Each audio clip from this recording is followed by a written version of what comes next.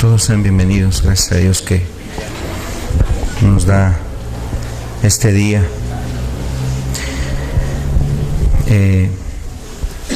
Hemos empezado a hablar acerca de la verdadera iglesia de Cristo y hace 8 días estuvimos viendo las características de la verdadera iglesia. Vamos a continuar con estas enseñanzas. El propósito es precisamente conocer esas características que nos muestra la Escritura respecto a la verdadera iglesia. Y para ello vamos a estar estudiando en este día que la iglesia está conformada por salvos. La iglesia está conformada por salvos. Vamos a ver un pasaje de la Escritura en 1 de Timoteo, por favor. 1 de Timoteo, capítulo 3, el verso 15. Para que si tardo, sepas cómo debes conducirte en la casa de Dios, que es la iglesia del Dios viviente, columna y baluarte de la verdad. Vuelvo a leer el texto. Para que si tardo, sepas cómo debes conducirte en la casa de Dios, que es la iglesia del Dios viviente, columna y baluarte de la verdad. Los invito a que hagamos una oración. Le pedimos a Dios su ayuda, su gracia. Padre, agradecemos tu presencia y agradecemos la oportunidad que tenemos para alabarte, para glorificar tu nombre, para poder hacer en este día, Señor, un evento como este, Señor, donde podemos, Señor amado, estar reunidos, exaltar tu nombre, cantarte, Señor, levantar oraciones a ti, Señor, pero también, Señor, porque nos das la oportunidad de estudiar la Escritura, de poder abrir la palabra de Dios, Señor, y poder, Señor amado, considerar lo que está aquí escrito, Señor. Te pedimos, Señor amado, que tu Santo Espíritu nos ayude para que podamos, Señor amado, entender la palabra. Hoy que tu Espíritu venga a alumbrar en nuestros corazones, en nuestras vidas, a través de lo que vamos a estar estudiando. Y, Señor, que seas tú el que estés poniendo la palabra en el corazón. En el nombre de Jesús. Amén. Amén. Este texto que leímos de 1 de Timoteo, capítulo 3, verso 15, es un texto muy importante. Nos habla de la iglesia, pero precisamente nos refiere también que en esta iglesia o en la iglesia verdadera es donde mora el Dios viviente. Habla aquí de que es la casa de Dios, la iglesia es la casa de Dios, y cuando hace referencia a la casa de Dios se refiere a la morada, el lugar donde habita Dios. Se refiere precisamente al lugar donde Dios está morando. Y el Dios que mora en esa verdadera iglesia es el Dios vivo, el Dios real, el Dios que tiene vida, el Dios que todo lo puede, que con su palabra y con su boca, con su voz, con su autoridad, pudo hacer todas las cosas. Dijo: sea la luz, fue la luz. Haya vida sobre la tierra, y hubo vida sobre la tierra. Es el Dios viviente, es ese mismo Dios que siglos después, años después, pisó esta tierra y con sus palabras levantó a los muertos. Es ese Dios que daba palabras de aliento a sus discípulos: no se turbe vuestro corazón. Y ese Dios vivo es precisamente el que mora en la verdadera iglesia, el Dios viviente. Y la iglesia tiene una función, nos dice aquí. La iglesia tiene una función, dice que es columna y baluarte de la verdad. La palabra columna refiere precisamente a algo que sostiene. Entonces, en este aspecto, por ejemplo, vemos aquí unas columnas que sostienen un techo. Y así está hablando respecto a la iglesia, como la columna o como esa columna que sostiene en este caso la verdad, que detiene la verdad, que la soporta, que la mantiene la verdad. Y esto es algo muy importante, es una de las tareas que tiene la iglesia. También nos habla acerca de los baluartes o del baluarte.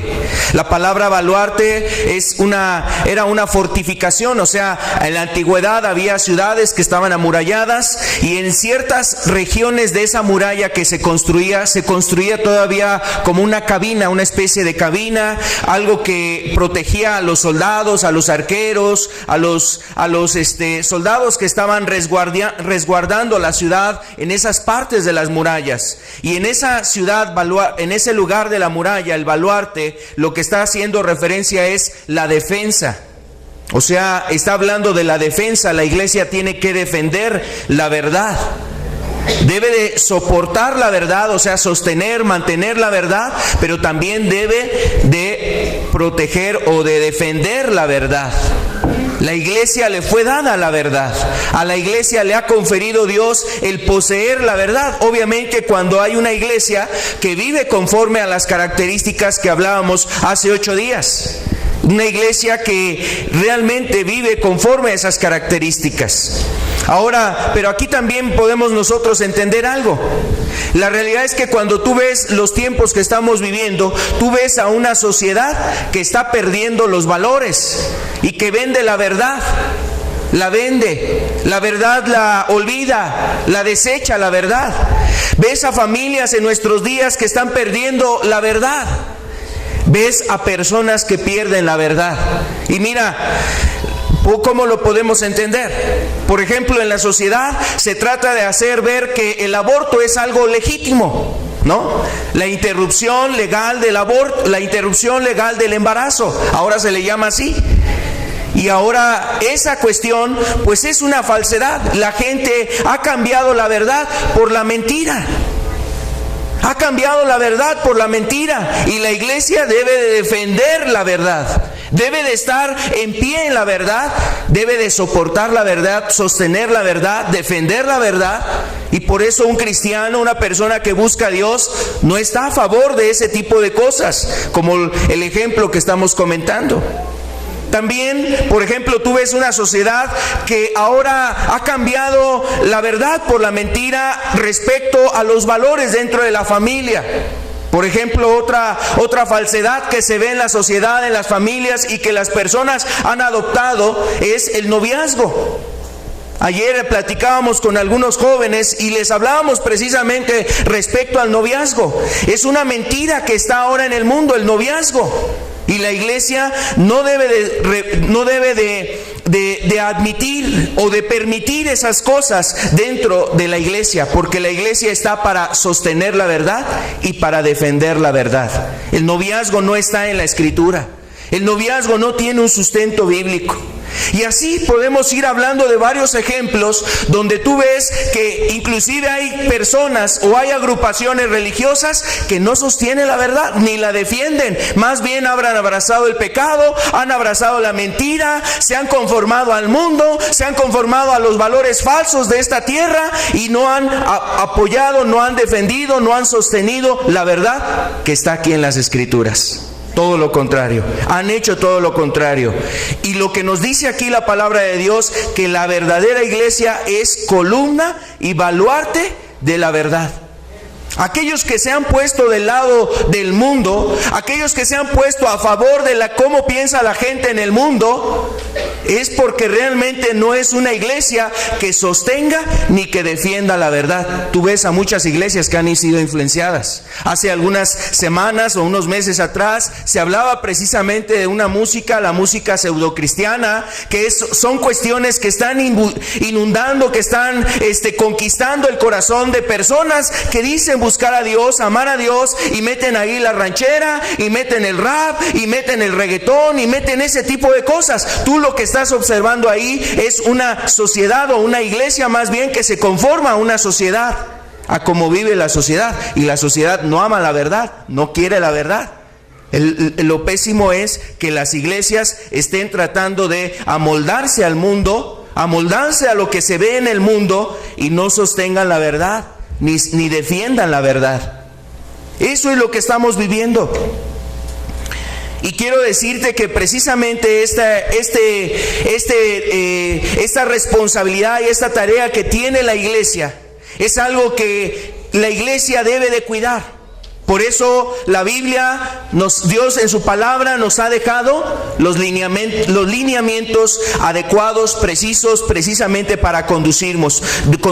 Y hace 8 días hablábamos respecto a eso, que no necesitamos algo más, no hay otra revelación, no necesitamos una revelación más para poder entender qué es lo que quiere Dios de nuestra vida. Ya está aquí todo delineado a la perfección, ya están los límites establecidos de parte de Dios en su palabra para cada uno de nosotros, y sobre todo para su iglesia, para que esa iglesia se esté preparando, para que esa iglesia esté limpiándose, santificándose, agradando a Dios. Ese es el deseo de Dios, nuestra santificación, dice la Escritura. Ese es el deseo que tiene Dios, que haya una santificación en nuestro espíritu, en nuestra alma, en nuestro cuerpo. Ese es el deseo de Dios para la iglesia. Sin embargo, al no considerar y estudiar detenidamente la Escritura, tú y yo podemos observar cómo la verdad se ha vendido. O sea, las verdades de la Escritura se han abortado, se han cambiado por nuevas filosofías, se ha cambiado por el humanismo, se ha cambiado por el pensar de un hombre, se ha cambiado por la dirección de una persona, de un líder religioso, un pastor, a lo mejor un sacerdote, o no sé. Y se ha cambiado las verdades de la Biblia por el pensar de determinadas personas. Y esto obviamente ha afectado la verdad que debe de permanecer y abundar dentro de la iglesia. Entonces, Dios busca precisamente una iglesia que sea columna y baluarte de la verdad, y Dios está edificando una iglesia y permanece edificando su iglesia, como lo comentábamos hace 8 días. Está edificando una iglesia que sea esto, columna y baluarte de la verdad. Por eso es importante estudiar cómo está conformada también la Escritura, cómo está conformada la verdadera iglesia de Cristo. Aquí cabría muy importante hablar, para poder entrar al tema de que la iglesia verdadera de Cristo está conformada por salvos. Estaría bien poder entender el significado de la palabra iglesia. La palabra iglesia viene de un término griego, eclesia, que era una palabra griega, y esta palabra se hablaba o se ocupaba para hablar de asambleas o para llamar a personas a una determinada reunión. Antiguamente las asambleas eran llevadas a cabo fuera de la ciudad, fuera del pueblo o fuera de la aldea, a las puertas de la ciudad, como normalmente se reunían muchas personas a atender asuntos relacionados a cuestiones de la comunidad. Y la palabra eclesia viene de este término griego, o es el término griego eclesia, que significa los llamados.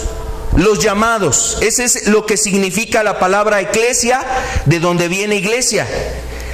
Sin embargo, esta palabra eclesia aplica muy bien para el pueblo de Dios.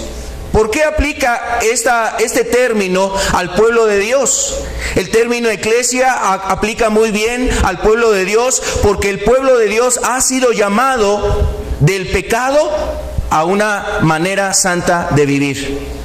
El pueblo de Dios, o la iglesia, ha sido llamada de las tinieblas a la luz, porque el pueblo de Dios ha sido llamado del mundo al reino de Dios. Entonces, esta palabra precisamente era empleada para hacer alusión a los que habían sido llamados a salir del pecado y vivir ahora una vida de santidad. Se refería a aquella comunidad de personas que habían sido llamados, rescatados por Dios y sacados de aquel mundo de tinieblas y ser llevados a la luz. Los que eran llamados del mundo para vivir ahora en el reino de Dios. Entonces, este fue el término con el cual se refería a la comunidad de personas que habían sido llamados por Dios para vivir conforme al propósito de Dios revelado en la palabra. Y entonces, de ahí en adelante se usó el término para hacer alusión a ese conjunto de personas como se les hizo referencia como iglesia, la iglesia que está en la Odisea, y hablándose en ese sentido de una iglesia que estaba asentada en una ciudad con ese nombre, la Odisea. La iglesia que está en Esmirna, la iglesia que está en Éfeso, y así las iglesias tenían nombre dependiendo, o se hacía referencia a las iglesias no por una denominación, un nombre en particular, sino en la ubicación en la que se encontraban, pero era alusivo o era una referencia a la comunidad de personas o al conjunto de personas que habían sido llamados para caminar conforme a la voluntad de Dios. El grupo de cristianos, de personas que habían encontrado precisamente su salvación. En el Evangelio de Juan, capítulo 15, verso 19, el Señor Jesús dice las siguientes palabras: si fuerais del mundo, el mundo amaría lo suyo, pero porque no sois del mundo, antes yo os elegí del mundo, por eso el mundo os aborrece. Estamos aquí observando cómo Jesús está hablando con sus discípulos, está refiriéndoles a ellos y diciéndoles que Él los había llamado del mundo. Por consiguiente debe de haber una distinción, la distinción que debe de caracterizar a la iglesia. Y esa distinción la vamos a estar entendiendo conforme a ver las características, conforme vayamos observando las características de una persona que tiene la salvación. Primeramente es importante entender que la iglesia no está conformada por una estructura, o sea, no es un edificio la iglesia, no es una catedral, no es un templo la iglesia. La iglesia es esa comunidad de personas que han sido salvadas por el Señor Jesucristo. Aquella comunidad, aquel grupo de personas que han sido redimidas de sus pecados por la sangre de Cristo. Esa es la iglesia. Y entonces la iglesia no está construida por materiales así como piedras, metales, con cierta arquitectura. La iglesia no está construida a través de ello, está construida con personas, está edificada a través de vidas de personas que cada uno tiene un testimonio, una vida que fue transformada, una experiencia, un toque de Dios, una manera de cómo Dios lo rescató y lo levantó para formar parte ahora, ser una piedra dentro, ser una parte de la edificación de esa iglesia. Está conformada por personas.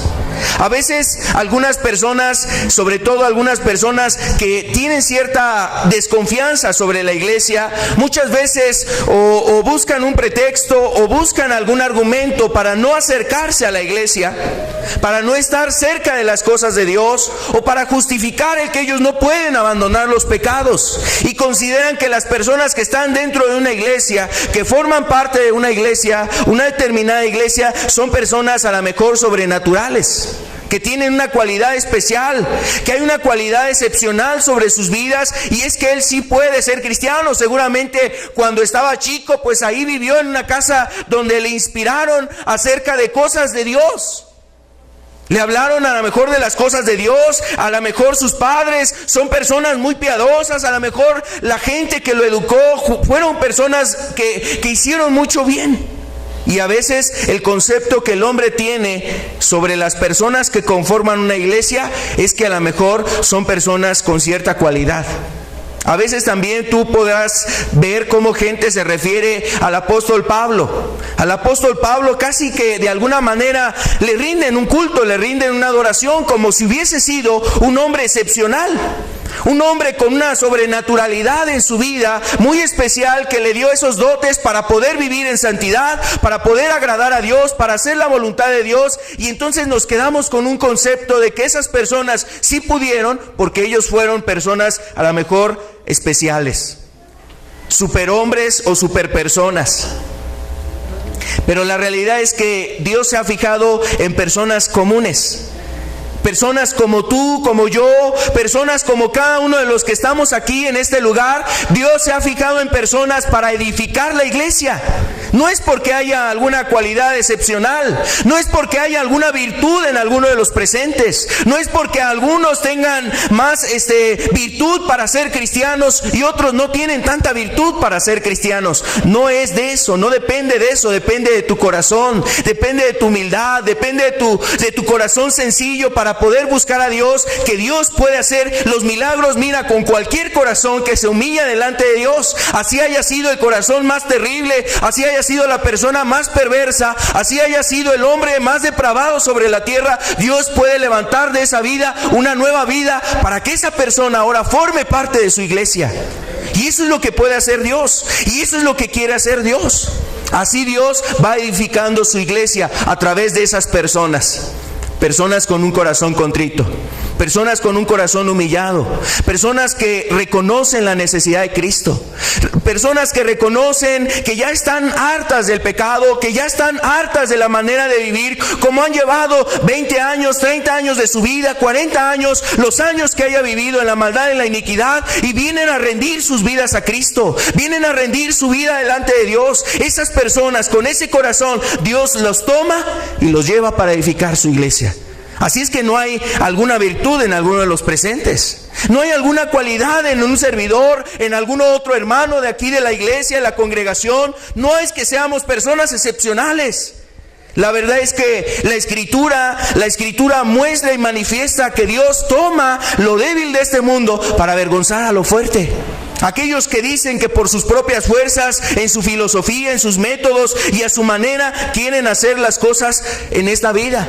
Bueno, Dios nos enseña más bien su plan y su propósito, y todos aquellos que tienen corazón sencillo y humilde pueden tener la oportunidad y están siendo invitados por Dios a formar parte de esa iglesia, a formar parte de la verdadera iglesia de Cristo. Entonces, está conformada por personas, y aclaramos y reiteramos el punto: son personas comunes, no son personas con ciertos dotes. Son personas como cada uno de los que estamos aquí. Así fue el apóstol Pablo, así fue Pedro, así fue Juan, así fueron los padres de la primera iglesia, así fueron los hombres que Dios levantó siglos atrás para avivamientos en distintos lugares, para hablar del evangelio, para llevar a muchas almas a los pies de Cristo. Fueron personas comunes. No había alguna especialidad en ellos, no había alguna cuestión particular.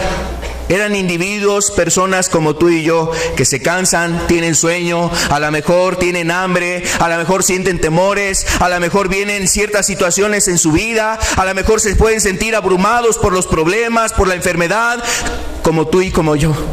No hay ninguna situación que sea distinta o diferente a la que tú vives. Dios, cuando vio el corazón de determinadas personas, las tomó para ponerlas en su reino. Y eso mismo quiere hacer Dios. Sin embargo, aquí vamos entrando a este punto. La iglesia está compuesta, la componen personas salvas, personas que han encontrado su salvación. Cuando hablamos acerca de la salvación, hablamos precisamente de personas que han encontrado una paz con Dios, que han sido redimidas del pecado, que la condenación ya no está sobre ellos, que esos pecados que hicieron en el pasado le han sido perdonados, que delante de Dios esa persona ahora es grata, es una persona que agrada a Dios. Y nos referimos a esas personas, no a la persona que se ha bautizado, porque algunos se han bautizado y a lo mejor su vida no es agradable delante de Dios. El bautismo en sí nos salva. Es una ordenanza importante dentro del cristianismo, pero el bautismo no salva.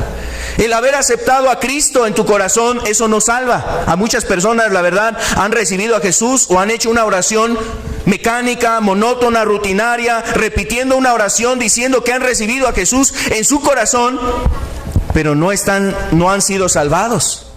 Ahorita vamos a estar observando esas razones o por qué motivo estoy diciendo estas cosas.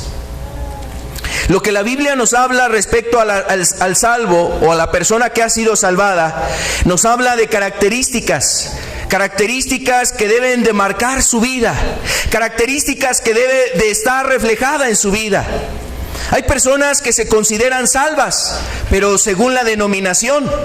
Algunos depositan su confianza, como decía en la oración, por haber orado cierta oración o por llevar a cabo ciertos sacramentos o realizar ciertas actividades religiosas. La persona, desde el contexto o desde el punto de vista de la denominación a la que pertenezca, la iglesia fulanita, sultanita, la iglesia que sea, la persona dice: yo ya soy un salvo, yo ya soy una persona que ha encontrado la salvación. Pero bueno, aquí no pesa lo que diga tu pastor, lo que diga la doctrina en tu denominación, lo que diga a la mejor una persona cercana a ti dentro de esa iglesia, de esa denominación. Si lo que pesa es lo que dice Dios en su palabra, y vamos a estar observando eso. Un verdadero salvo tiene las características del salvo que muestra la Escritura, y la última palabra en ese asunto lo tiene Dios a través de la Escritura. No la tiene el pastor, no la tiene un sacerdote, no la tiene un ministro, no la tiene a lo mejor un obispo, no la tiene un líder religioso, sino que lo tiene Dios a través de la Escritura. Y vamos a observar precisamente estas características. La primera característica de una persona que realmente está buscando su salvación o que ha sido salvada es que esa persona se ha arrepentido de sus pecados. La primera característica de un salvo bíblico es que la persona se ha arrepentido de sus pecados. Vamos a ver una cita aquí en el libro de los Hechos, capítulo 17, el verso 30. Pero Dios, habiendo pasado por alto los tiempos de esta ignorancia, ahora manda a todos los hombres en todo lugar que se arrepientan. Pero Dios, habiendo pasado por alto los tiempos de esta ignorancia, ahora manda a todos los hombres en todo lugar a que se arrepientan. La Escritura nos está hablando aquí a través del apóstol Pablo, que Dios en ese momento estaba usando para compartir el mensaje en Atenas, en una región de ahí de Grecia, en una ciudad muy popular, a lo mejor muy importante en aquel entonces por su pensar, por su filosofía, por sus innovaciones, por sus descubrimientos, por sus investigaciones. Pero todo eso era, la verdad, como basura delante de Dios, porque a pesar de que era una sociedad a lo mejor muy encumbrada en su pensar, en su filosofía, era una de las sociedades más reprobadas. Había mucha inmoralidad, había mucha maldad, aunque de ahí hayan salido unos de los mejores filósofos o gente de las mejores personas que hablaban de la moral. Muy pocos imitaban esas enseñanzas y doctrinas. ¿Y sabes qué es lo que veía Dios para esa ciudad de Atenas? La necesidad de Atenas, así como de todo lugar, dice, como todo hombre en todo lugar, lo que necesita es arrepentirse. Y no es una opción, y no es si quiere. Todo hombre en todo lugar y en todo tiempo, o en todo lugar, en todo lugar, el hombre debe de arrepentirse. El hombre le ha sido dada la orden al hombre de que se arrepienta de sus pecados. Y el arrepentimiento que habla la Escritura, lo que predicó el Señor Jesús, porque el arrepentimiento lo predicó el Señor Jesucristo.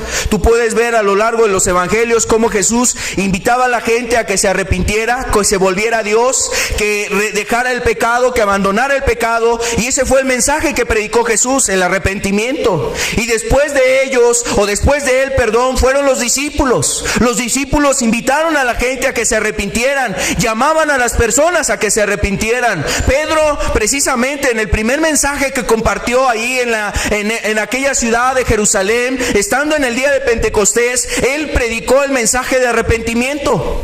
Después vinieron los demás discípulos predicando la palabra de Dios también, llevando a la gente a que se arrepintieran, y aquí Pablo no es la excepción, también predicó el arrepentimiento.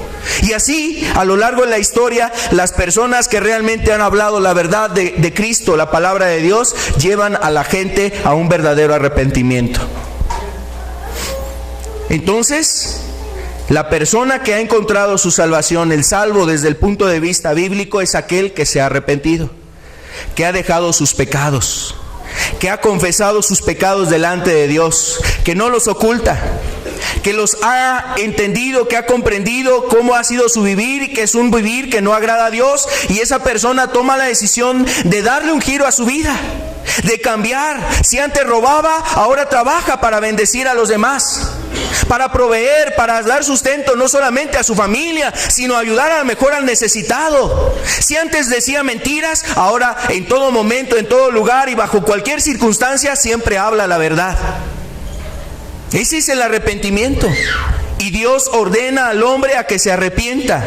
Cuando una persona escucha ese llamado y atiende el llamado que le hace Dios a que se arrepienta, esa persona es la que está precisamente iniciando su búsqueda de la salvación, y ahí da los primeros pasos para esta salvación. La salvación bíblica.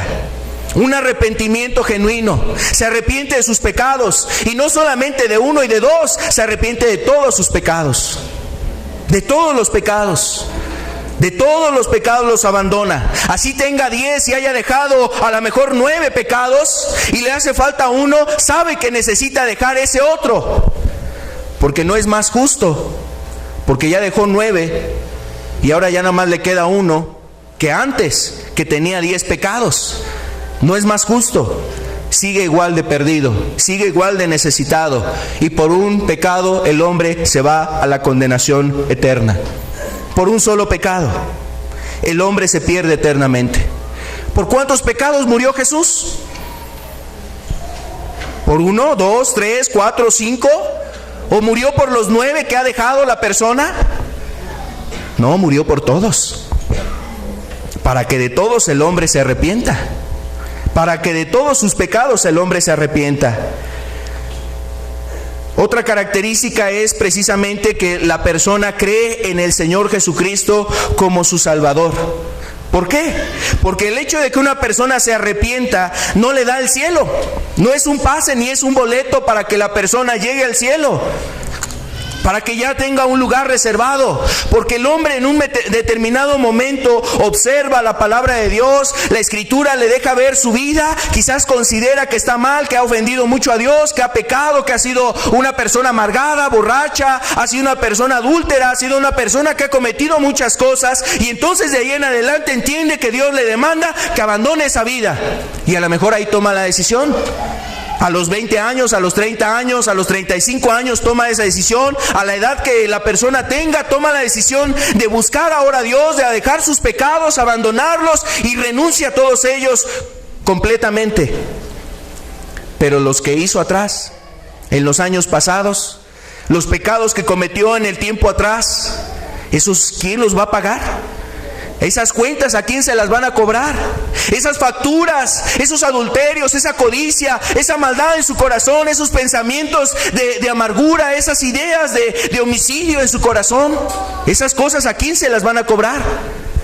Y bueno, aquí es donde entra precisamente el amor tan grande que tuvo Jesús, que dijo sobre aquellas personas que tienen un corazón contrito, humillado, aquellas personas que se arrepienten, aquellas personas que reconocen su iniquidad. Entonces dice Jesús: yo soy tu sustituto, yo soy el que he pagado por tus pecados.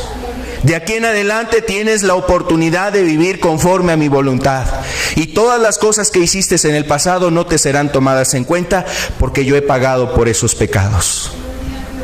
El que cree en Jesucristo como su Salvador es el que ha encontrado precisamente la salvación.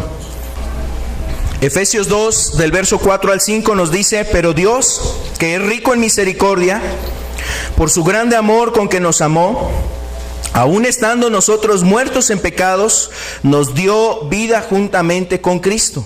Por gracia sois salvos. ¿Por qué dice aquí la Escritura estando nosotros muertos en pecados? Porque aunque la persona se haya arrepentido y haya abandonado todos sus pecados, si no ha obrado la sangre de Cristo, la salvación en él, esa persona sigue siendo deudora delante de Dios.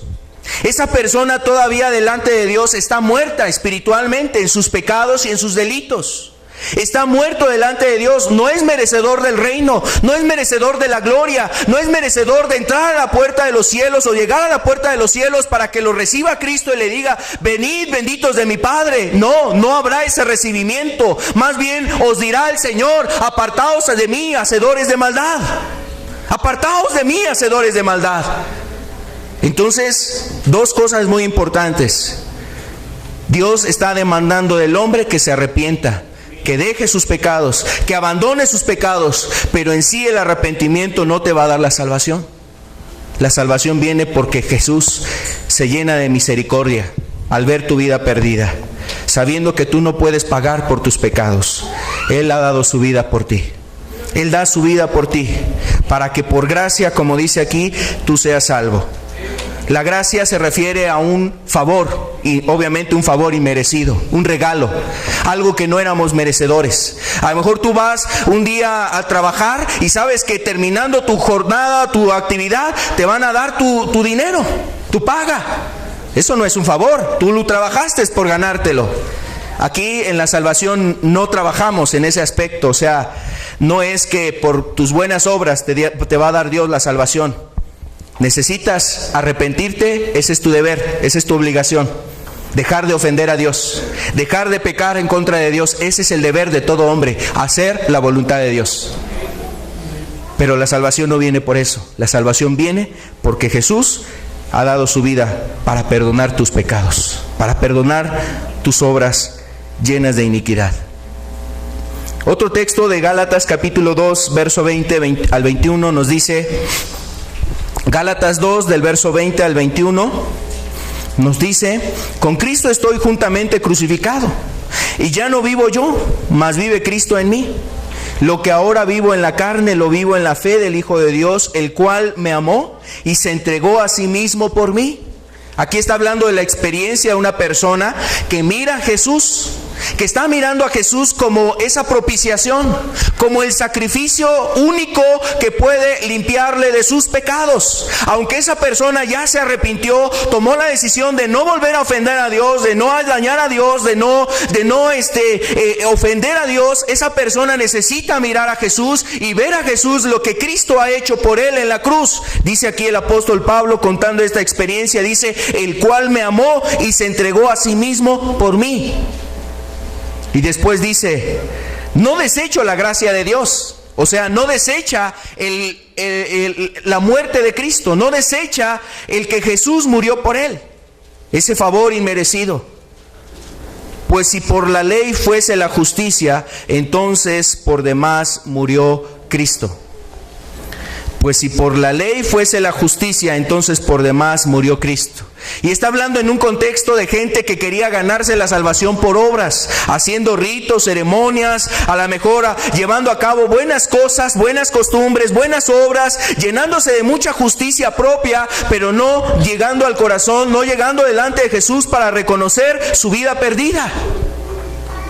Entonces Jesús da esa salvación por gracia a aquellos que confían en Él, que creen en Jesús como el Salvador, como el Mesías, como el que ha dado su vida por nosotros, como expresaba aquí el apóstol Pablo, el cual me amó y se entregó a sí mismo por mí, por mis pecados, por mi mentira, por mi hipocresía, por mi borrachera, por mis mentiras, por mi lujuria, por mi adulterio. Se entregó por mí para que yo ahora viva para Él.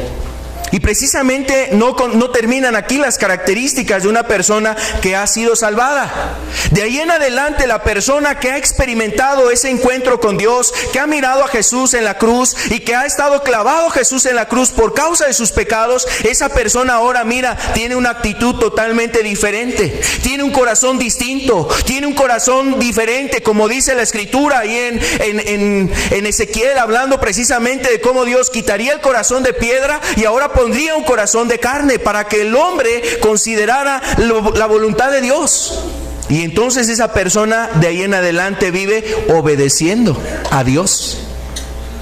No fue a arrepentirse, no fue a confesar a Jesús, yo creo en ti, Señor, que por tu sangre has limpiado mis pecados, y saliendo del templo, saliendo de esa oración ahí en su cuarto, saliendo se va a emborrachar, saliendo se va ahí al pecado, saliendo de ese lugar se va a la mentira, se va al mundo, hace muchas maldades para otra vez después regresar y nuevamente decirle a Dios y a Jesucristo, decirle, Señor, límpiame de mis pecados, soy un pobre pecador, soy el hombre más vil sobre la tierra. Así exprese palabras que denotaran mucha humildad o humillación en su lenguaje.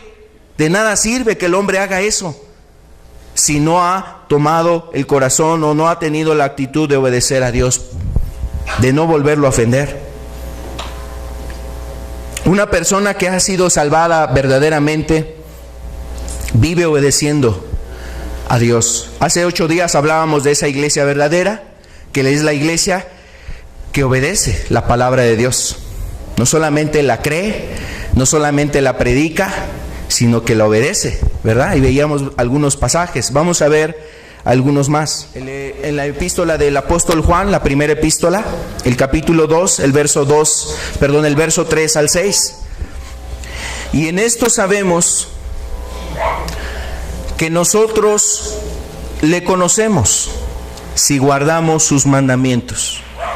El que dice yo le conozco y no guarda sus mandamientos, el tal es mentiroso y la verdad no está en él. Pero el que guarda su palabra, este verdaderamente el amor de Dios se ha perfeccionado. Por esto sabemos que estamos en él. El que dice que permanece en él debe andar como él anduvo. El que dice que permanece en él debe andar como él anduvo. Y bueno, todos aquellos, hace un rato veíamos un texto donde decía el apóstol Pablo ahí en Gálatas, diciendo, el apóstol dice, ya no vivo yo, sino que ahora vive Cristo en mí. Y muchas personas luego refieren eso y hasta dicen, hermano, es que no me veas a mí, ve a Cristo en mí. Pero aquí nos dice cómo vivía Cristo. Y si tú dices que permaneces en Dios y que Dios está en ti, dice la Escritura que tú debes de andar como Él anduvo. Y Cristo no andaba en la borrachera.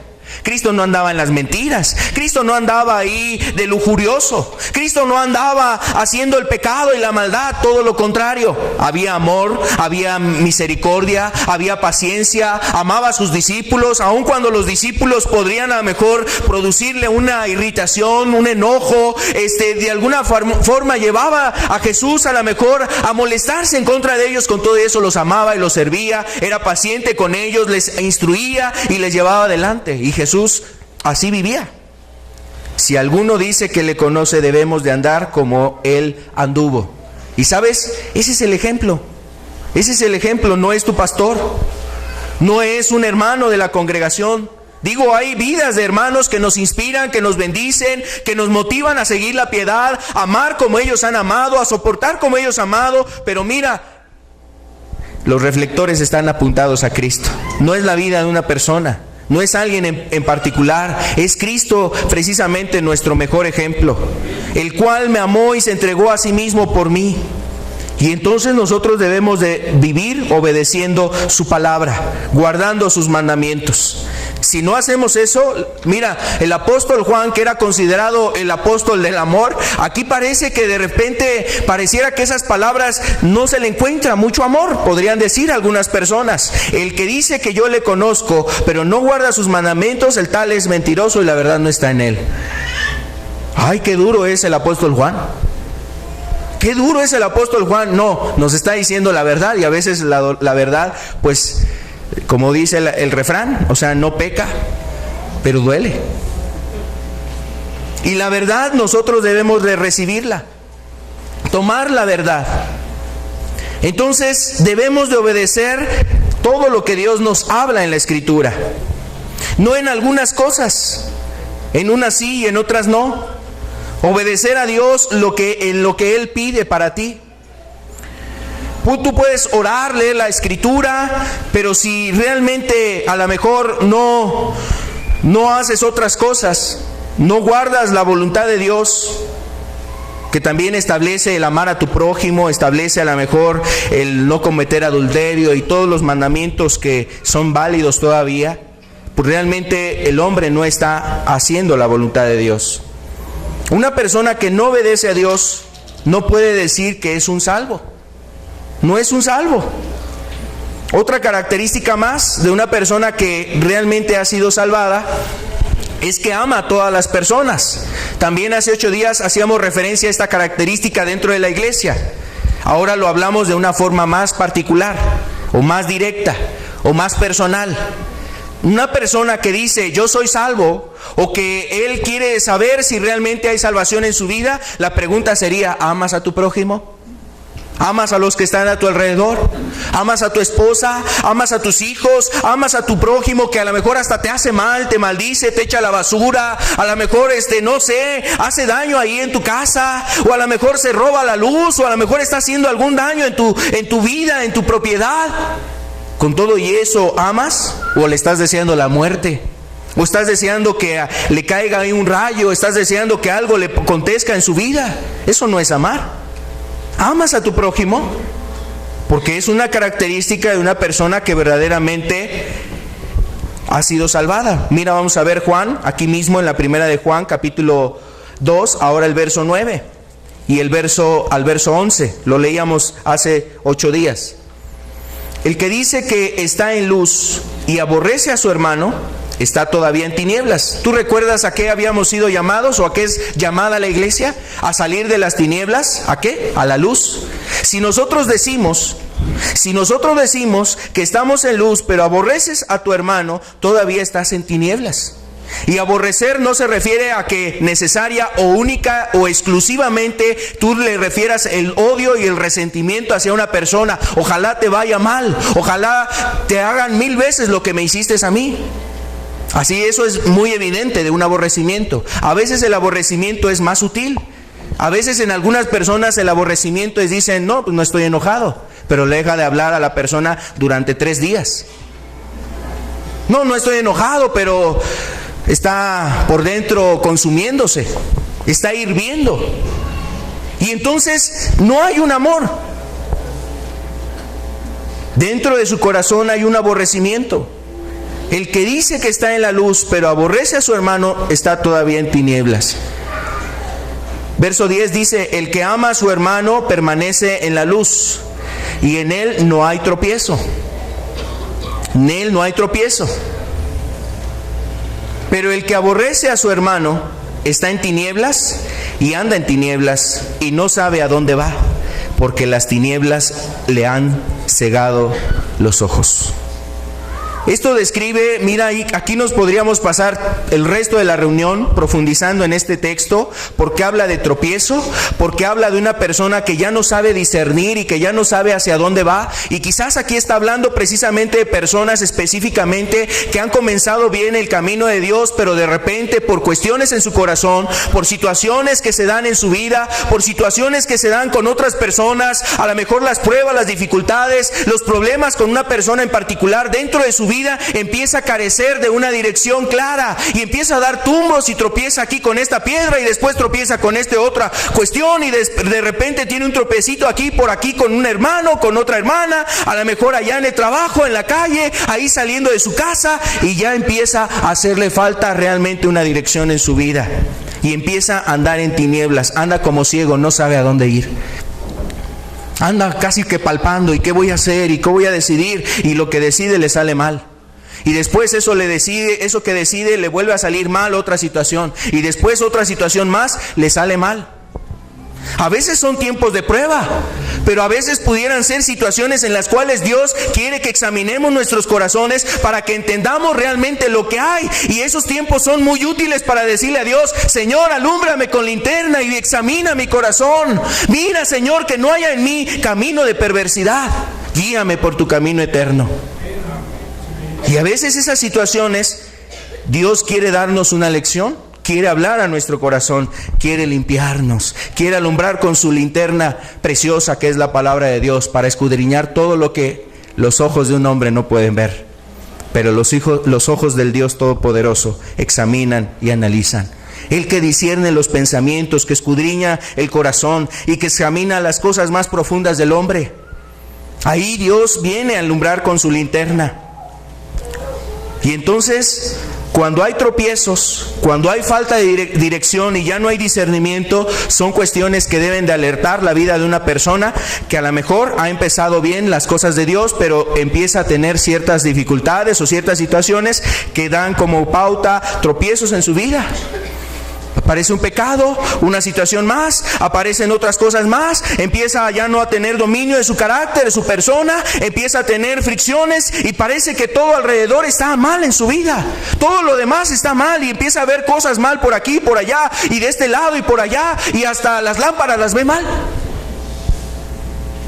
Y entonces eso habla de gente que realmente hay que arreglar asuntos en su corazón. Las tinieblas están entrando a su vida y no hay luz. ¿Cómo dijo Jesús? Que el ojo es la lámpara del cuerpo. El ojo es la lámpara del alma. Y entonces el hombre necesita que esa lámpara esté bien para que todo lo de adentro sea alumbrado adecuadamente. Necesita ver precisamente claridad.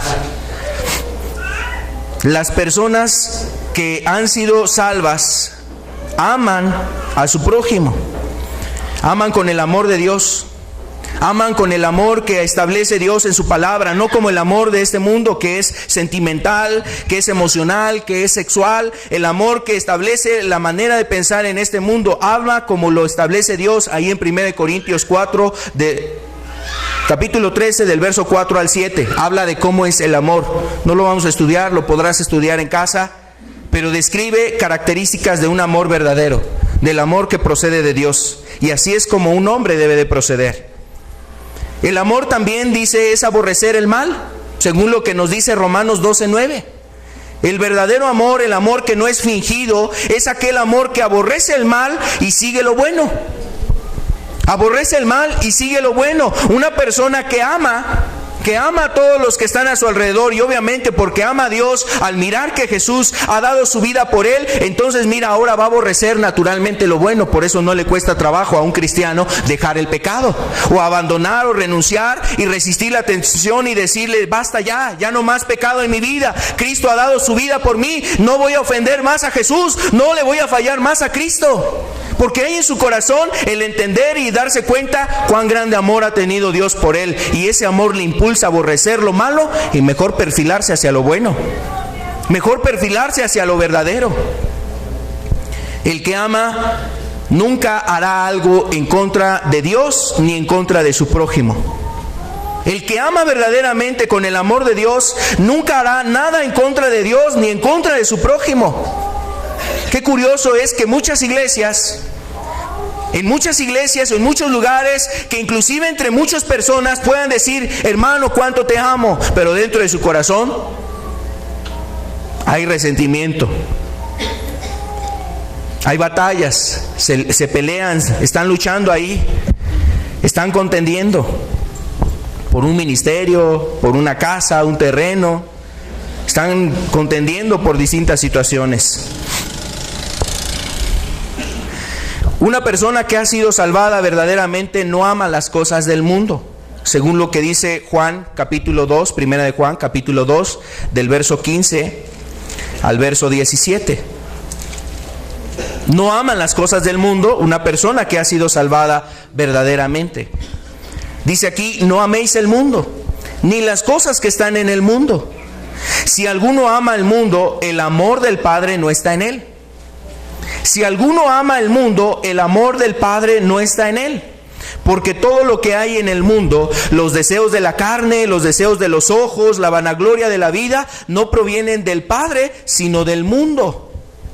El verso 17 nos dice, y el mundo pasa y sus deseos, pero el que hace la voluntad de Dios permanece para siempre.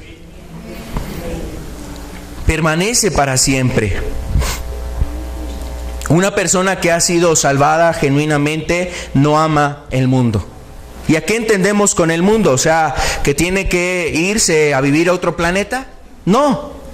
¿Que tiene que aislarse de una sociedad? ¿Que tiene que irse a un monasterio, a un convento, a un lugar así de refugio para hacer penitencia, meditación y aislarse ahí en los Alpes para estar ahí profundizando y levitando? No. Está hablando de gente que está en el mundo, pero no ama el mundo. Jesús oró por sus discípulos y dijo, no te pido que los quites del mundo, sino que los guardes del mundo. Y cuando habla del mundo se refiere a ese sistema que se opone a lo de Dios. ese conjunto de cosas que te llevan lejos de Dios, que te apartan de las cosas que realmente agradan a Dios. Y realmente para vivir conforme a la voluntad de Dios, mira, créeme, no necesitamos irnos a refugiar ahí en un lugar aislado en las montañas para agradar a Dios. Aún estando en el mundo, la gente puede guardarse del mundo y vivir para Dios. Aquellas personas que aman las revistas mundanas, esas revistas que hablan de puro chisme, mentira, falsedad, que hablan ahí de la farándula, que hablan ahí de sus artistas, pues tú lo que ves en esas personas es que le gustan las cosas del mundo. Le interesa luego más lo que dice ahí la publicación del artista que lo que está viviendo su hija o su hijo. Sí, le interesa más lo que está viendo ahí el artista. Le interesa más lo que el artista ya está por divorciarse, ya se va a separar de su esposo, y eso le agobia y le aflige, ¿no? Pero su prójimo,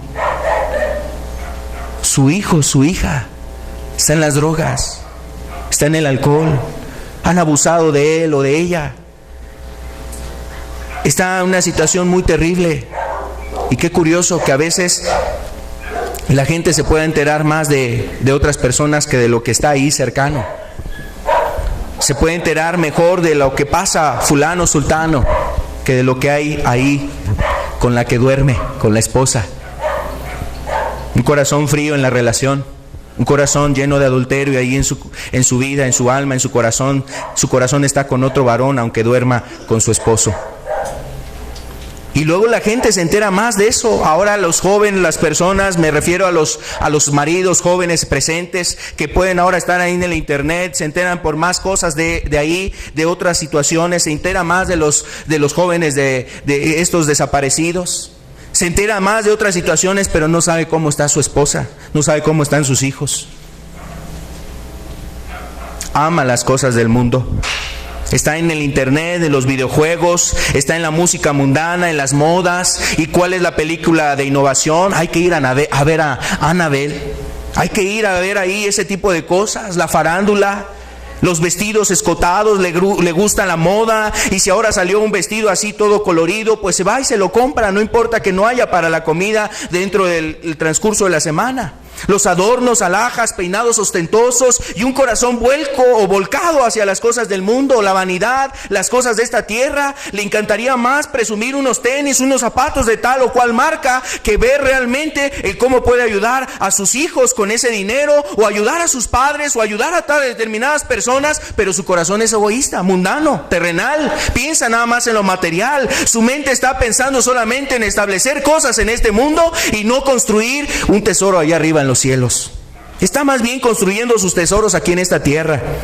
Eso habla de una gente mundana, de una gente que ama lo del mundo. Está amando lo del mundo, la televisión no se diga, y más si el hermano dice que no se puede ver televisión, o no tanto porque yo te lo prohíba, sino porque no es agradable a los ojos de Dios. Pero eso te cala, eso te carcome dentro, eso de alguna manera te incomoda, te molesta, te desagrada. Y si yo digo acerca de las minifaldas, de los escotes y de ese tipo de cosas y de las cuestiones vanas y triviales de esta tierra, para algunas personas eso dicen, no, eso ya es una locura, eso ya está exagerado. No, eso la verdad son unos fanáticos. Bueno, yo te quiero decir algo. A veces esas cosas que parecieran tan simples, tan comunes, que todo el mundo las busca, pues sí, es eso precisamente, el mundo las busca. El mundo la busca y busca esas cosas y piensa en esas cosas y se desvive por esas cosas. Tú ves a los jóvenes, sale el nuevo teléfono de 15,000 pesos y están viendo cómo lograr conseguir un teléfono así. No importa que le roben a los padres, no importa que robe en su trabajo o que haga alguna cuestión chueca, mala, para tener un teléfono con ciertas características, con cierta innovación. Estás viendo personas que aman el mundo. Una persona que es salva verdaderamente no está así. Oh, almas adúlteras, dice Santiago, dice el apóstol, dice Dios a través de este apóstol. Oh, almas adúlteras, ¿no sabéis que la amistad con el mundo es enemistad en contra de Dios? Y aquellos que se deleitan en el mundo no aman a Dios.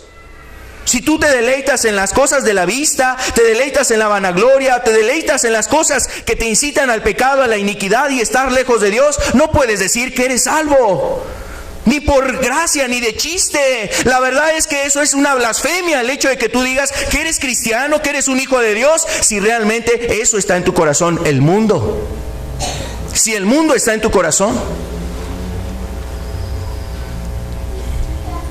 Otra característica más, la iglesia, o en este caso una persona salva verdaderamente, es aquella persona que hace un trato justo o que vive con justicia. Mira, Primera de Juan capítulo 2, el verso 29.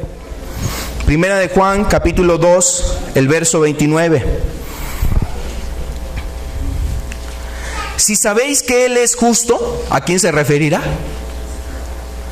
A Cristo. Si sabéis que Él es justo, porque dice la Biblia que fue tentado en todo, pero sin pecado, bendito sea Dios. Y si sabéis que Él es justo, sabed también que todo el que hace justicia es nacido de Él, o sea, es hijo de Dios. Ha sido salvado por Cristo, ha sido redimido, ha sido transformada esa vida, ha sido salvada esa persona. Todo aquel que hace justicia es nacido de Dios. ¿Por qué? No muchas veces hablamos y decimos, y aún la misma Escritura nos dice que los hijos se parecen a los padres, y no solamente físicamente, a veces hasta en la conducta, en la forma de ser. Y nos lleva a esa idea. Si tú eres un hijo de Dios, si tú dices que eres nacido de Dios, que eres hijo de Dios, que eres una persona salva, bueno, pues entonces sabes que Jesús es justo, ¿verdad? Debiéramos de parecernos entonces a Él, haciendo la justicia, viviendo en justicia. Imagínate una persona que dice que es cristiana, pero cuando le van a comprar clavos ahí en la tlapalería, vende kilos de semiquilo, o sea, vende kilos de 900 gramos. O va a lo mejor alguien ahí a consumir algo a una tienda, a un lugar, y vende las cosas realmente a un precio inadecuado.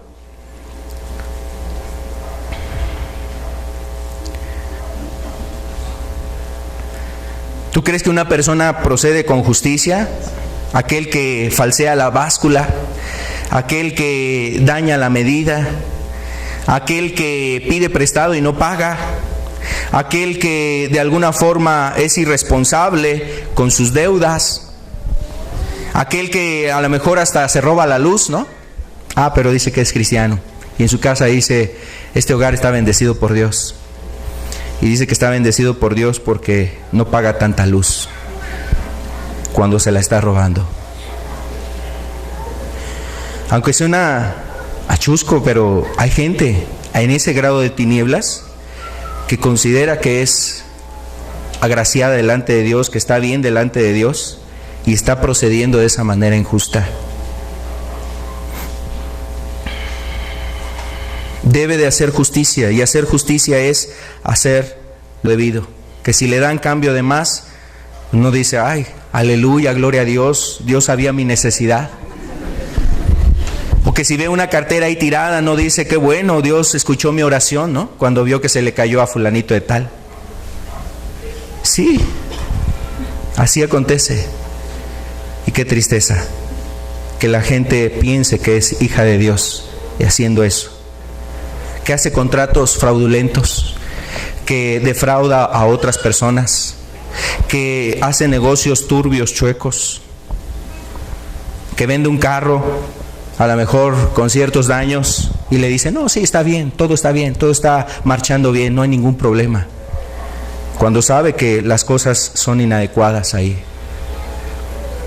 El que es justo hace justicia, y no en algunas cosas, no cuando le conviene, no cuando quiere sacar ventaja y provecho, no cuando quiere ser ventajoso en sus asuntos, sino en todo momento, aun cuando está padeciendo necesidad, aun cuando se ve en la tentación, aun cuando se ve en un 4, aun cuando se ve en situaciones que le pueden hacer recordar su vida de iniquidad, de pecado, de maldad, ahí se conserva y se guarda, dice, no, Dios me libre, Señor, yo sé que tú me vas a proveer de otra forma, no necesito contaminar mis vestiduras, no necesito manchar mi vida delante de ti, ¿para qué ofender nuevamente en contra de ti?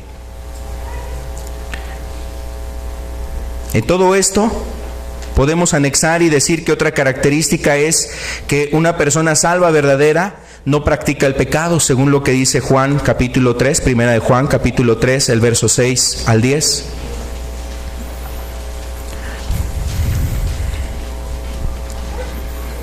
Primera de Juan capítulo 3, el verso 6 al 10. Todo aquel que permanece en él no peca. Todo aquel que peca no le ha visto ni le ha conocido. Hijitos, nadie os engañe. Qué tierno es el apóstol Juan. Hijitos, mira, nos lo dice con amor, nos lo dice con sinceridad. Hijitos, nadie os engañe. El que hace justicia es justo, como él es justo. El que practica el pecado es del diablo. ¿Qué estocada tan fuerte da el apóstol Juan o el Espíritu Santo a través de los labios del apóstol Juan diciendo estas palabras? El que practica el pecado es del diablo, porque el diablo peca desde el principio. Para esto apareció el Hijo de Dios, para deshacer las obras del diablo. Todo aquel que es nacido de Dios no practica el pecado, porque la simiente de Dios permanece en él, y no puede pecar, porque es nacido de Dios. Verso 10. En esto se manifiestan los hijos de Dios y los hijos del diablo. Todo aquel que hace justicia y que no ama a su hermano, todo aquel que no hace justicia y que no ama a su hermano, no es de Dios. Una de las cosas por las cuales quería usar Dios al apóstol Juan era para quitar la mentira, para evitar que la mentira siguiera siendo abrazada por la iglesia. En este entonces, ya pasados los años 90, cerca de los años 90, después de Cristo, el apóstol Juan, estando en Patmos, estando en aquella región y habiendo precisamente recibido el Apocalipsis, en aquel entonces se veía una grande crisis dentro de la iglesia. La iglesia estaba siendo asediada por el pecado se quería infiltrar. Pero estas palabras que hablan acerca de una verdad muy importante, las tenía que recibir la iglesia. Si la iglesia no se conformaba a esta doctrina y a esta palabra, el pecado estaría metiéndose dentro de las iglesias. Hubo varias iglesias que escucharon este mensaje y el cristianismo se conservó y se preservó en pureza, en santidad, en rectitud, en justicia, en amor verdadero, 3 siglos, hasta el año 300 después de Cristo. 3 siglos permanecieron en el camino y en la voluntad de Dios, porque guardaron la palabra. Pero aquel que desecha estas palabras, aunque resultan una estocada directa al corazón, aunque resultan unas palabras a lo mejor fuertes, aquel que desecha esto, mira, el pecado está a la puerta. Y las iglesias que desechan esta palabra son precisamente iglesias que correrán al pecado, y pasará un tiempo y se verá cómo el pecado se infiltra, quizás no de un día para otro, pero sí muy sutilmente dentro de la iglesia, porque se ama el pecado, porque no se le pone un freno al pecado, porque el pecado se legitimiza, se valida dentro de las iglesias, así como la sociedad está validando el pecado en la sociedad. Por eso tú ves a familias tan corrompidas, o quizás empezó al revés. Empezó dentro de las familias, donde antiguamente había familias que eran muy conservadoras, muy estrictas, muy firmes en sus principios y en las costumbres que son buenas. No estoy hablando de costumbres idolátricas, paganas, triviales. Estoy hablando de buenos principios y buenas cosas. Cuando no se apegaron a esas costumbres y a esos principios firmes, buenos dentro de la familia, tú ves cómo las familias empezaron a desmoronarse. Cómo los hijos empezaron a vivir un libertinaje, cómo los hijos empezaron a corromperse, y todo ello por no conservar cosas buenas. Y ahora la sociedad es el producto precisamente de algunas generaciones atrás que se han corrompido. El pecado se legitimiza dentro de iglesias, y tú empiezas a ver que después de esas iglesias ahí hay adulterios, el pastor es un ladrón, la persona que vive ahí que está ahí en el ministerio de alabanza, a lo mejor ya quiere andar con una muchacha, luego con otra, ahí los jóvenes andan haciendo maldad y media, y eso es a causa de que se ha legitimizado el pecado dentro de las iglesias y no se ha reprendido. Es cierto que un cristiano va a ser tentado, pero se conserva puro para Dios. Resiste, huye de la tentación. No cae en la tentación porque ama mucho a Jesús y no quiere volverlo a ofender. Una persona que ha sido salvada, aunque el pecado lo venga a tentar, aunque vengan ofrecimientos que antes no tenía, ni siquiera en sus inicios en la búsqueda de Dios, ni siquiera cuando quería tomar en serio las cosas de Dios tenía tales ofrecimientos, y le empiezan a llegar ofrecimientos para que la persona a lo mejor piense en hacer ciertas cosas y poder cambiar su vida, su condición económica, su estado marital, su situación conyugal, etcétera. Pero ni aún ahí en esos momentos recibe el ofrecimiento, se mantiene conforme a la voluntad de Dios. Un salvo verdadero no es influenciado por las costumbres del mundo. No es influenciado por las costumbres del mundo. Vamos a ver 1 de Juan capítulo 5 verso 4. 1 de Juan capítulo 5 verso 4. Porque todo el que es nacido de Dios vence al mundo. Y esta es la victoria que ha vencido al mundo, nuestra fe. Dice el verso 5. ¿Quién es el que vence al mundo sino el que cree que Jesús es el Hijo de Dios? Todo aquel que es nacido de Dios vence al mundo. Y si una persona ha tenido realmente esa experiencia de depositar su confianza en Jesús como su Salvador, como su Señor, como su dueño, entonces esa persona, mira, va a poder vencer el mundo. Sí, no es una cuestión así de fácil, ¿verdad? O sea, no es una situación que, así como lo digo yo, resulte tan fácil. Hay luchas, hay dificultades, pero con todo y eso, vence, no es vencido.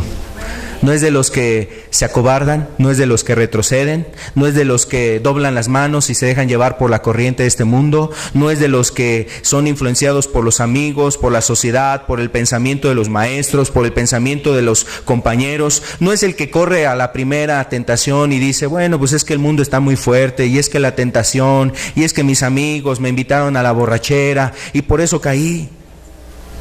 No es aquel que se deja influenciar por esas cuestiones como estos tiempos que se avecina el Halloween y el Día de Muertos, ese tipo de cosas que realmente no tienen un contexto que nos acerque más a Dios. O sea, nada tiene que ver con Cristo, al contrario, es en contra de lo de Cristo, en contra de lo de Dios. Por ejemplo, los satanistas para el Halloween lo consideran como una de las festividades más importantes. Para los satanistas, el Halloween es una de las fiestas más importantes. Y sabes, los satanistas en este tiempo están precisamente buscando que haya una atracción hacia el ocultismo. Por eso en estas fechas, no tanto porque sea el Día de Muertos, por esto en esas fechas se les ocurre a muchos productores sacar películas de terror y ese tipo de cosas, porque la gente... O sea, lo que se busca es atraer a la gente al ocultismo, a la hechicería, al oculto, que es el reino precisamente de Satanás. Pero un cristiano no se deja influenciar por esas cosas, vence el mundo. ¿Qué más? El cristiano o la persona que ha sido salvada también vence al diablo. No es vencido por el diablo, más bien él vence al diablo. Vamos a ver aquí en el mismo texto de 1 de Juan, capítulo 5, ahora el verso 18. Sabemos que todo aquel que ha nacido de Dios no practica el pecado, pues aquel que fue engendrado por Dios le guarda, y el maligno no le toca.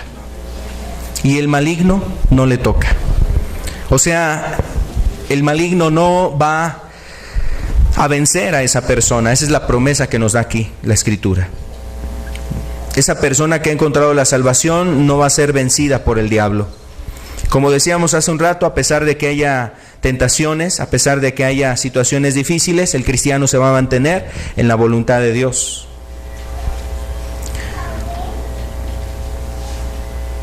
También algo importante es que una persona que ha sido salvada no tiene una conciencia culposa. Su conciencia está en paz. Una persona que ha sido salva verdaderamente tiene paz con Dios. Su conciencia no es una conciencia culposa. Vamos a ver Romanos capítulo 5, el verso 1. Romanos capítulo 5. Nos dice aquí la Escritura en el verso 1. Justificados pues, está hablando de una persona que ha sido redimida, salvada, que ha sido regenerada, que ha encontrado la salvación. Dice, justificados pues por la fe, tenemos paz para con Dios. Tenemos paz para con Dios por medio de nuestro Señor Jesucristo. Y otro texto que nos da aquí Romanos, también en el capítulo 8, el verso 1, nos dice, ahora pues, ninguna condenación hay para los que están en Cristo Jesús, los que no andan conforme a la carne, sino conforme al Espíritu. Está hablando de una persona que ha sido salvada, redimida, que vive guardándose del pecado, y dice, esa persona no tiene ninguna condenación, ya no hay más culpabilidad. Y es algo que, mira, no te da la religión, la verdad. Por más que reces, por más que ayunes, por más que prediques, por más que hagas méritos religiosos en una denominación, en una institución religiosa, la paz de tu conciencia no viene hasta que te pones a cuentas con Dios. Hasta que estableces el estar a cuentas con Dios, te humillas, reconoces tu culpabilidad, reconoces tus pecados, le pides perdón a Dios, y hasta que la sangre de Cristo viene precisamente a limpiarte de esos pecados, tu conciencia no está tranquila. Si no acontece eso, tu conciencia no está tranquila. Así podrás dar tu cuerpo en sacrificio. Así te podrás ir a otro lugar a ayudar a las personas que tienen ébola. Así te puedas ir a lo mejor a visitar a las personas que están en la sierra con mucha necesidad económica, con muchas carencias, y quieras a lo mejor con un grande corazón llevarles despensas, kilos de ayuda ahí, estar haciendo buenas obras. Mira, si tu vida no ha sido redimida, tu conciencia te lo dicta, tu conciencia te aprueba, o sea, tu conciencia lo remarca y dice, tú no estás bien. En ti no hay paz y tu corazón está inquieto. Como Jesús perdona los pecados de una persona que ha sido justificada, que ha sido salvada, entonces esa persona ya no le debe nada a Dios y su conciencia lo entiende, lo aprueba y dice, gloria a Dios. Él sabe que no podía hacer nada para quitar sus pecados, pero su conciencia ahora descansa, tiene paz, tiene tranquilidad. Está confiado en el sacrificio de Jesús, una persona salva, porque Dios ha borrado los pecados pasados. Y esto obviamente le hace ver que puede descansar en Dios. Por eso leíamos el texto de Romanos 5:1, donde dice, justificados pues por la fe, tenemos paz para con Dios. El hombre tiene paz con Dios y por ende tendrá paz consigo mismo. Tendrá paz consigo mismo. Otra característica más, ya vamos a concluir, está precisamente una persona salva, hace buenas obras. Vamos a ver Efesios capítulo 2, verso 10. Efesios capítulo 2, el verso 10, nos dice aquí la Escritura.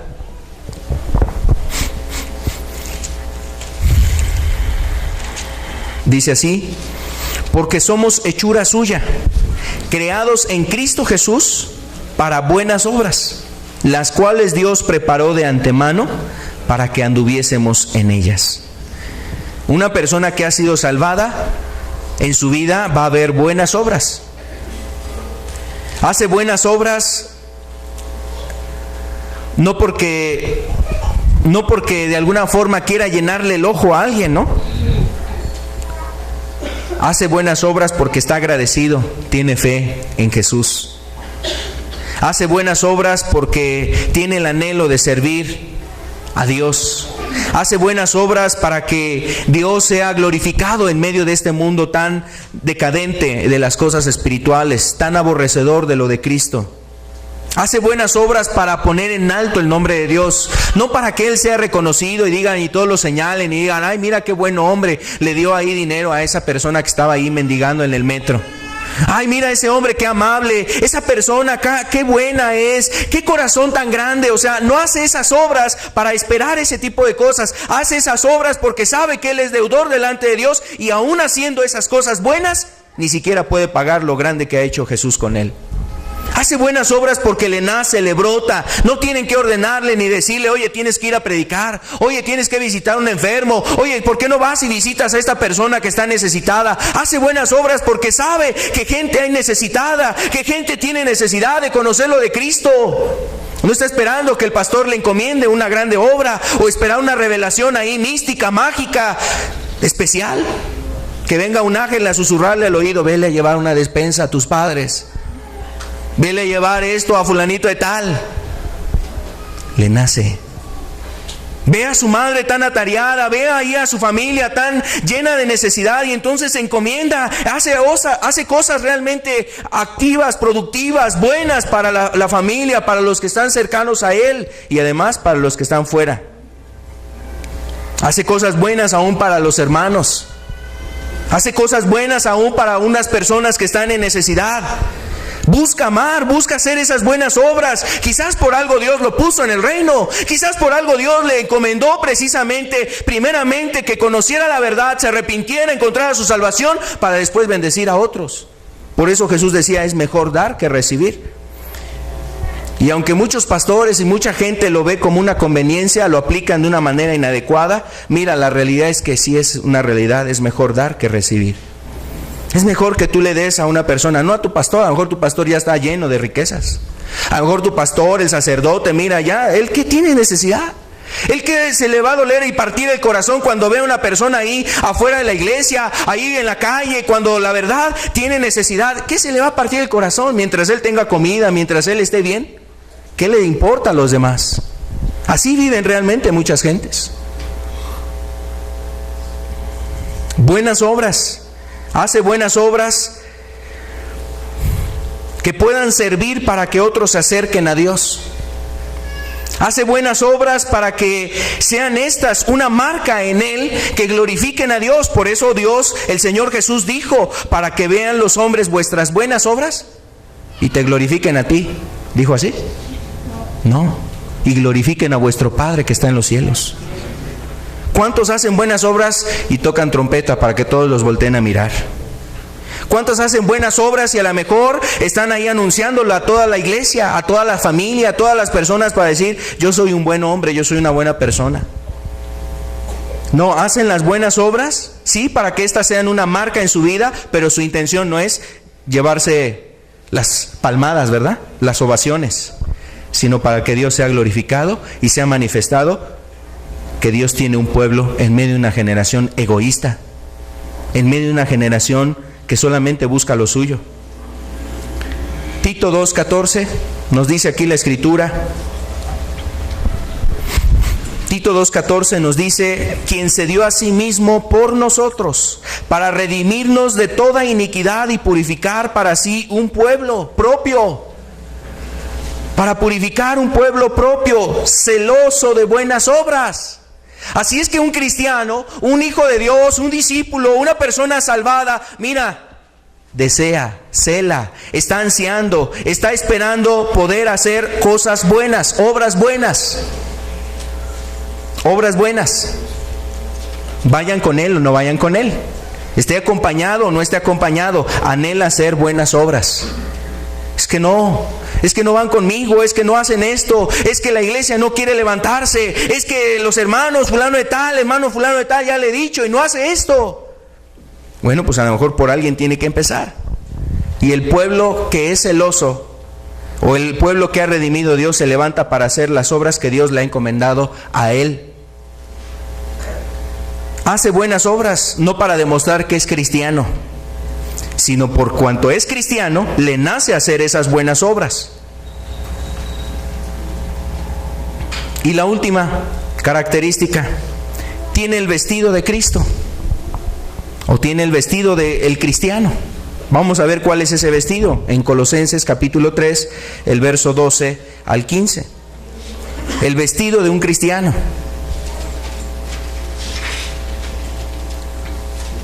Dice aquí el verso 12 al 15: vestíos pues como escogidos de Dios, santos y amados, de entrañable misericordia, de benignidad, de humildad, de mansedumbre, paciencia, soportándoos unos a otros, perdonando unos a otros, si alguno tuviere queja contra otro, de la manera que Cristo os perdonó, así también hacedlo vosotros. Y sobre todas estas cosas vestíos de amor, que es el vínculo perfecto, y la paz de Dios gobierne en vuestros corazones, a la que asimismo fuisteis llamados en un solo cuerpo, y sed agradecidos. Si una persona dice que es salva pero no tiene este vestido, no es un elegido por Dios. Y habla de varias cosas: habla de la santidad, habla de ser misericordioso. O sea, un misericordioso es una persona que ayuda a los necesitados, obviamente en la medida de sus posibilidades. Tampoco le tiene que quitar el bocado de pan a los hijos para dárselo a otras personas. Está hablando de personas que tienen un corazón vuelto a las personas necesitadas y ve de qué forma le puede ayudar. Una persona con benignidad, que está pensando lo bueno de su prójimo, que piensa lo bien de los demás. Una persona humilde, una persona mansa. Una persona humilde es aquel que reconoce su necesidad, aquel que puede reconocer sus errores, aquel que puede reconocer en qué ha fallado, lo que no ha hecho adecuado. Y eso es un elemento muy importante en el cristianismo. También una persona mansa no se refiere a una persona así como que dejada, como aquel que todos lo quieren agarrar de bajada, ¿no? No, una persona con mansedumbre se refiere a una persona que tiene dominio de su carácter. Que aunque le hagan, mira, pudiendo responder mal con mal, no lo hace. Pudiendo devolver la bofetada, no lo hace. Pudiendo devolver la maldición, no la devuelve. Tiene dominio. Es paciente, soporta a los demás, perdona a los demás, y además tiene una actitud de amor, se viste de amor. Y bueno, dice que estas personas son las que tienen el vestido de Cristo. Si no tienes este vestido, serás de aquellos que se cumplirá la parábola que dijo el Señor Jesús, esa parábola donde decía las bodas del Cordero. Y las bodas del Cordero hablaba de un hombre que entró a la fiesta de bodas. Y entonces las fiestas de bodas, en esa fiesta de bodas, hubo alguien que no estaba vestido. Y el que no estaba vestido, le dijeron: ¿cómo entraste aquí sin estar vestido? Así serán muchas personas cuando lleguen a la presencia de Dios, no estarán con este vestido. ¿Y tú crees que Dios los va a recibir? Te va a decir: no estás con las vestiduras. Y le dirá a sus siervos, le dirá a los ángeles: atadle de manos y de pies y echadle a las tinieblas de afuera. Ahí será el lloro y el crujir de dientes.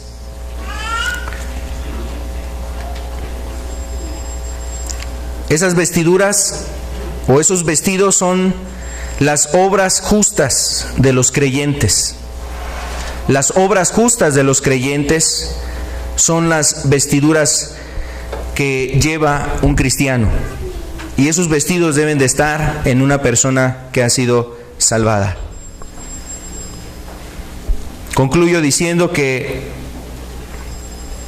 en todo esto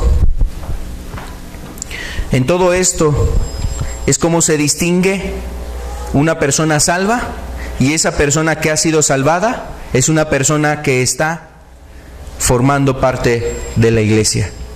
Es de esas personas que Dios ocupa en su iglesia para edificar la iglesia, para construir la iglesia, para levantar a su iglesia, para hacer la voluntad de Dios en medio de esta tierra por medio de esa iglesia, para que sea la sal y la luz de este mundo. A través de esas personas Dios construye su iglesia. junta a esa persona con otro cristiano más, con otra persona que ha encontrado la salvación, y lo junta con otro más, y dice: donde hay 2 o 3 reunidos en mi nombre, ahí estoy yo. Ahí está la morada de Dios, en 2 o 3 corazones. Así es que una iglesia no comprende solamente números, o no depende de números. Es que debe ser una iglesia de tantos asistentes para ser una iglesia. 2 o 3 reunidos en mi nombre, ahí estoy yo. Y ahí hay una iglesia de gente que ha sido salvada y que muestra estas características que hemos visto. Vamos a ponernos de pie y terminamos con una oración para darle gracias a Dios. Lleva en tu corazón estas características, medita en ellas. Si has apuntado los textos, estúdialos, reflexiona en esos pasajes, considera la palabra de Dios, escudriñala.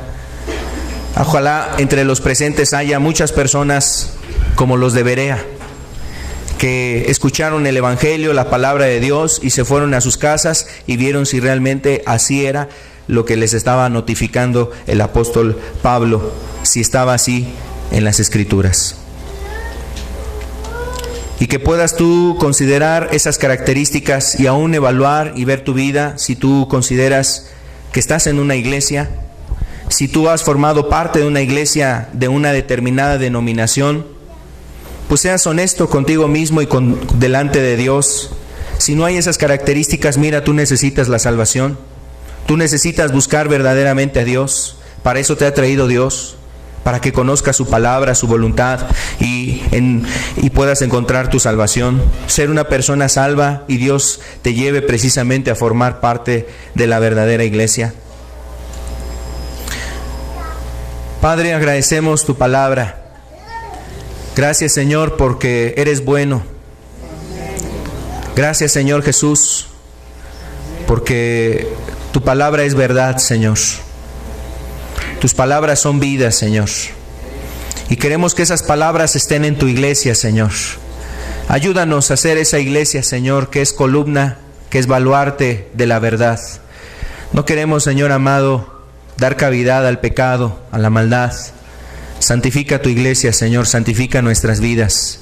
Ayuda a los presentes, a los oyentes, a las personas que están entre nosotros. Ayuda a cada una de las personas que has atraído a este lugar. Que seas tú, Señor, el que estés construyendo y edificando tu iglesia, Señor. Ayúdanos, Padre. Nos encomendamos a la gracia de tu Espíritu. Nos encomendamos a tu buena voluntad, Señor. Nos encomendamos, Señor, a tu misericordia, porque sabemos que, Señor, tú has sido misericordioso hasta este día. Pedimos, Señor, que siga obrando tu Espíritu entre nosotros, ayudando nuestros corazones, nuestras vidas. Dios, y rogamos, Señor, que tu palabra quede en nuestros corazones. En el nombre de Cristo te damos gracias. Amén. Amén. Dios los bendiga. Con la ayuda de Dios estamos aquí dentro de 8 días para seguir estudiando acerca de la verdadera iglesia. Estamos para servirles. Que tengan buena tarde. Dios los bendiga.